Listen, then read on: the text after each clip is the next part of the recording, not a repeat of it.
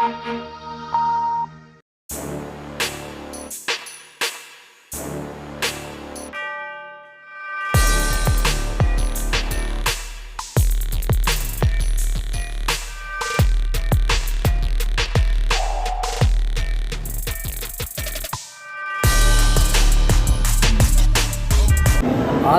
ने मेरठ को दिवाली से पहले ही दीपावली का तोहफा दे दिया। गांधी बाग से जो टनल शुरू हुई थी उसका आज लोकार्पण बेगमपुर के आरआरटीएस स्टेशन पर कमिश्नर डीएम और एनसीआरटीसी के एमडी विनय कुमार सिंह ने कर दिया। ये मेरठ के लिए एक बहुत बड़ी उपलब्धि है। सर, आज जो ये टनल बेगमपुर से लेकर गांधी बाग तक शुरू किए हैं, आप भारत के इतिहास में इसे कितनी बड़ी एक उपलब्धि मान रहे हैं? देखिए, ऐसा है, आरआरटीएस का जो प्रोजेक्ट है ये इसलिए बहुत ही इम्पॉर्टेंट है क्योंकि इस तरह का प्रोजेक्ट अर्बन ट्रांसपोर्ट में रेल बेस्ड इससे पहले कभी हुआ नहीं हमारे देश में। माननीय प्रधानमंत्री का जो विज़न है नए भारत का और एक विकास का, ये प्रोजेक्ट उस पूरे जो उनका विज़न है उसमें पूरी तरीके से फिट बैठता है और ये पूरे एनसीआर के लोगों की लाइफ को आसान करेगा। लोगों का it is not only commute, केवल उनका ये ट्रांसपोर्ट का साधन नहीं है, ये उनके वे ऑफ लिविंग को बदलेगा, ये उनके ईज़ ऑफ लिविंग को इम्प्रूव करेगा। सर, कहते हैं ना 2 in 1, ये 2 in 1 वे में कैसे काम करेगी आरआरटीएस? मेरठ के लिए बहुत ही एक आपने महत्वपूर्ण सवाल पूछा है जो कि मेरठ के कॉन्टेक्स्ट में एकदम सही है। यहाँ पे हम लोग क्या कर रहे हैं, जो रीजनल रैपिड ट्रांजिट सिस्टम है आरआरटीएस है, वो एक हाई स्पीड सिस्टम है जो कि दिल्ली से मोदीपुरम तक ट्रेनें चलेंगी, बहुत तेज़ स्पीड पे चलेंगी। 55 मिनट में हम लोग 14 स्टॉपेजेस के साथ हम मेरठ लोगों को लाएंगे 55 मिनट में, चाहे दिल्ली से इधर या इधर से दिल्ली। तो हम लोग क्या कर रहे हैं, उसी इंफ्रास्ट्रक्चर पे, उसी पे ट्रैक पे हम लोग मेरठ मेट्रो भी रन करें। तो आरआरटीएस तो 4 स्टेशन पे रुकेगी पूरे 21 किलोमीटर में, जबकि मेरठ मेट्रो 13 स्टेशन पे रुकेगी। वो 13 स्टेशन केवल मेट्रो के स्टेशन हैं। 4 स्टेशन जो मैंने कहा वो कॉमन है मेट्रो के और आरआरटीएस के। ट्रेनें आरआरटीएस की अलग हैं, मेट्रो की अलग ट्रेनें हैं। वो 3 कोच की ट्रेनें हैं। आरआरटीएस की जो ट्रेनें हैं वो शुरू में 6 कोच की होंगी, फिर बाद में 9 कोच की हो जाएंगी। तो एक तरीके से उसी इंफ्रास्ट्रक्चर पे कॉस्ट को ऑप्टिमाइज़ करते हुए, टेक्नोलॉजी का इस्तेमाल करते हुए हम लोग 2 सिस्टम चलाएंगे। तो ये मेरठ के कॉन्टेक्स्ट में ये 2 in 1 है। सर, एक सवाल जो आप अभी बता रहे थे वहाँ, जब आप अपने संबोधन में एक चीज़ कह रहे थे, सबसे बड़ी चीज़ आप ये कह रहे थे उसके अंदर कि जो हमारा ये काम है कोविड के बाद प्रभावित हुए बिना बिफोर टाइम पूरा हो रहा है, तो ये 2025 तक पूरा होना था। आपको क्या लगता है, आप दुहाई तक तो चला रहे हैं मार्च 23 में, दुहाई से दिल्ली तक, मेरठ से कब तक चला देंगे आप? 2024 में पूरा हो जाएगा क्या? देखिए, ऐसा है, ये बिल्कुल सही बात है कि कोविड के प्रकोप के बावजूद, और आप जानते हैं कि इस तरह के कॉम्प्लेक्स इंजीनियरिंग प्रोजेक्ट हैं, हाई टेक्नोलॉजी प्रोजेक्ट है, इसमें कुछ कंपोनेंट दुनिया भर से आते हैं और पूरे सप्लाई चेन से अफेक्टेड 2.5 साल में।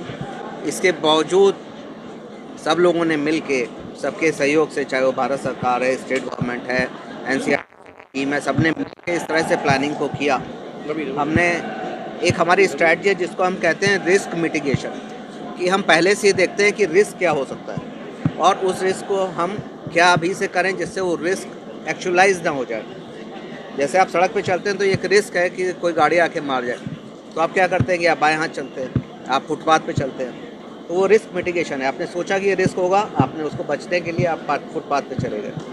ऐसे ही हम लोग बहुत सारे रिस्क को परसीव करते हैं, आइडेंटिफाई करते हैं, उनको मिटिगेशन की स्ट्रैटेजी बनाते हैं, उसको मिटिगेट कर देते हैं कि वो रिस्क होता नहीं फिर।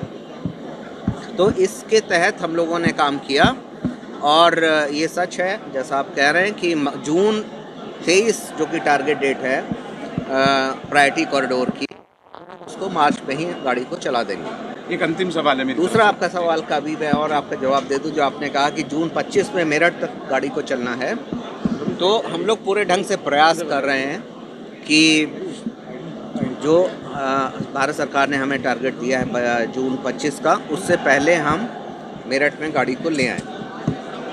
और इसके लिए आप देख रहे हैं मेरठ में जो लोग हैं या दिल्ली में जो लोग हैं, सब आप जानते हैं कि रात दिन कितनी लोग मेहनत कर रहे हैं। हमारा प्रयास है कि हम उससे पहले ले आएँ। अब उससे पहले 3 महीने पहले हम ला पाएंगे, 6 महीने पहले ला पाएंगे, ये अभी मैं नहीं कह पाऊँगा, लेकिन हाँ, मे भी 1 साल बाद मैं आपको पक्के तौर पर कह पाऊँगा, क्योंकि इसमें इतनी सारी अनसर्टेनिटीज़ हैं। बहुत जगह अभी लैंड एक्विजिशन के इशू हैं, कुछ और अप्रूवल्स वगैरह के इशू हैं, जिस पे हम लोग काम कर रहे हैं लगातार। जितना जल्दी वो हो जाएंगे उतना जल्दी आपको हम ट्रेन ला के देंगे। टोटल अंडरग्राउंड रूट जो रहेगा कितना रहेगा? और करीब 12.5 किलोमीटर अंडरग्राउंड है सर, अंतिम सवाल, दिल्ली और उसमें। पॉल्यूटेड सिटी है, ऐसे में आप अपने स्तर से पॉल्यूशन को रोकने के लिए इस कंस्ट्रक्शन वर्क से क्या प्रिकॉशंस ले रहे हैं? बहुत सारे प्रिकॉशन हम लोग ले रहे हैं। आपने देखा होगा इतना बड़ा कंस्ट्रक्शन हो रहा है इस समय मेरठ में। आपने और भी कंस्ट्रक्शंस दूसरी एजेंसीज को करते हुए देखा होगा। ये कोई कंपैरिजन या किसी दूसरे को वो नहीं करना है, लेकिन आपने ये ज़रूर देखा होगा कि एनसीईआरटी में बहुत तरीके के करते हैं। हमने बैरिकेड, जहाँ हम काम करते हैं आपको नहीं बाहर से दिखता कि हम क्या काम कर रहे हैं, तो वो हम इसलिए करते हैं जिससे डस्ट धूल कंस्ट्रक्शन की वहाँ पे ना जाए, कंस्ट्रक्शन की धूल बाहर सड़क पे,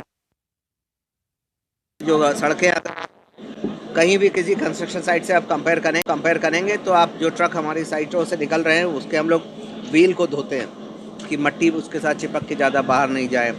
सड़क पे सफाई का ध्यान हम लोग रखते हैं। इतना बड़ा ह्यूज कंस्ट्रक्शन हो गया और अभी भी अगर आप देखेंगे हार्डली कहीं पे आपको मट्टी फैली हुई है, वो जबकि रोज़ सैकड़ों हज़ारों ट्रक मट्टी हम लोग निकाल रहे हैं ज़मीन से। इस स्टेशन पे भी रोज़ एक्सकवेशन रात में होता है, सवेरे वो मट्टी कहाँ जाती है ये ज़्यादातर लोग को नहीं पता। इसका मतलब ये है कि हम लोग लगातार डस्ट पे ध्यान रखते हैं। जहाँ भी खुली हुई डस्ट है उस पर हरे वो चादर लगा रहे हैं, पानी छिड़क रहे हैं, वो एंटी स्मोक गन हम लोग इस्तेमाल करते हैं। इसके अलावा बहुत सारी ऐसी चीज़ें करते हैं जो आपको नहीं दिखती। प्लानिंग का पार्ट है, प्री कास्टिंग कर रहे हैं हम लोग। कास्टिंग यार्ड में कंक्रीटिंग का काम कर रहे हैं। कोई आप सैंड बिखरा हुआ नहीं देख रहे, इतना कंक्रीट हो रहा है। कहीं आप पत्थर है, एग्रीगेट, वो गिट्टी आप कहीं पड़ी हुई नहीं देखते। क्यों नहीं देख रहे? क्योंकि वो हमने एक प्रोग्राम बनाया है, एक टेक्निक बनाई है, एक स्कीम बनाई है। हम वो सारा काम वहाँ पे करते हैं कास्टिंग यार्ड में। कंक्रीट सारी मिक्सिंग कास्टिंग यार्ड में होती है। वहाँ से ट्रकों में, बंद ट्रकों में वो कंक्रीट आती है और इतना बड़ा कंस्ट्रक्शन आप देख रहे हैं हो रहा है। कहीं भी आपको पत्थर, गिट्टी, बालू कहीं दिखेगा नहीं। तो ये पोल्यूशन रोकने के लिए बहुत बड़ा एफर्ट है और ये छोटी मोटी कोई चीज़ हम नहीं कर रहे कि हमने वो लगा दिया एक छोटा सा चीज़ और दिखाने के लिए, वो नहीं है। ये बहुत ही मैसिव स्केल पे हम पोल्यूशन कंट्रोल करने की प्लानिंग करते हैं और उसको एक्चुअली करते हैं। सर ये 4 मंजिल मुझे कैमरा पर्सन किशन सूदन के साथ सलीम सिद्दीकी, जनवरी न्यूज़।